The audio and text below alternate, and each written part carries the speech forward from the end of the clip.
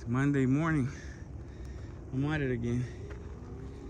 This is the same area where I killed the coyotes.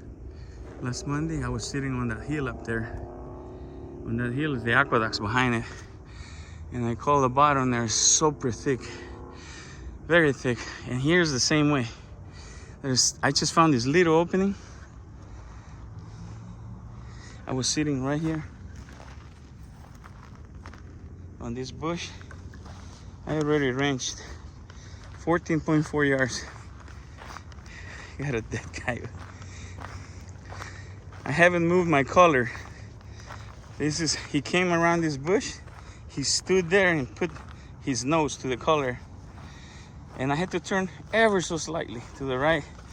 I put my leg between the legs of the swaggers, and I rolled the gun over to my left, and I put the red dot on him. And that's all she wrote, man. It's got a hole so big on the other side. Pretty dog. This is a male. Last week I shot 2 females hunting with the Geisley 6 arc. I call them the peanut butter finger. There it is, male. It's pretty messy on this side. So yeah, a lot of leakage, big hole there.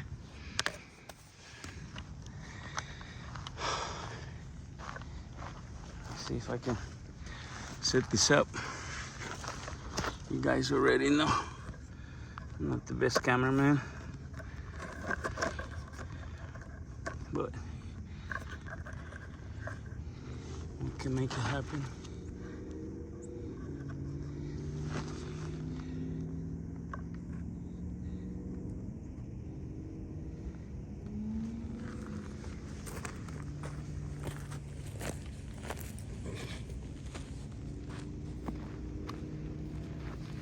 So this is the same spot where I killed the coyotes last Monday, the double. You know there's coyotes in here, it's thick. There's houses about half a mile on the other side. They like the neighborhood, man. And I was driving up on a little dirt road on the other side of the hill, trying to figure out where I can call. And something caught movement on the right side of my eye, and I saw, I'm pretty sure it's this coyote. He was just sneaking in. He heard the car, and he kind of, let me get some juice for my dog. I saw him go down. I hit the brakes, backed up slowly, went and parked the car about 200 yards, maybe 250 on the other side. And I walked in here and I started looking.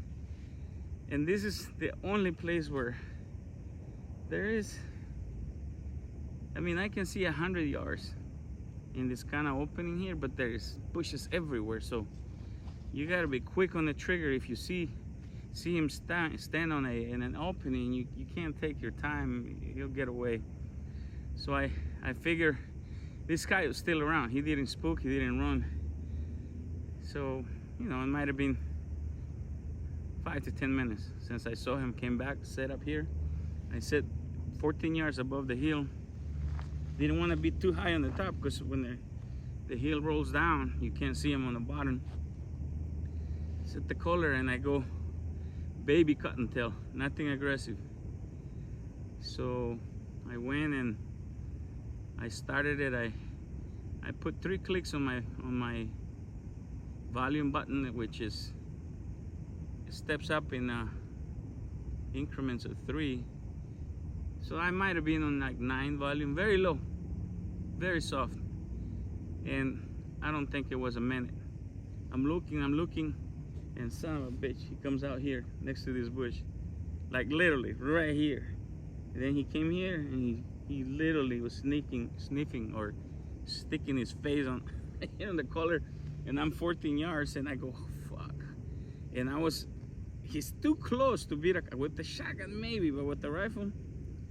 So the legs on the swagger are like that. So like what I did, I stuck my foot and I dragged the leg like this, just enough to move it, and the rifle gave me enough. I rolled it, put my red dot on him, blasted him. I tried to run and get a little video while he was still doing his, you know, seizure shit, dying next to the collar. I don't know if I got it or not, but anyways, awesome. I wasted the first 45 minutes of daylight. I went out on the other side of there, that road there, and they put some fucking gates and people walking, you know, people that get fucking money from the government. They got nothing better to do. There's just a bunch of ghetto people here in the desert, crackheads, enjoying my taxes and your taxes. Anyways, sick. I love it. I'm gonna go make another call. It's early. I think it's only like 7:30.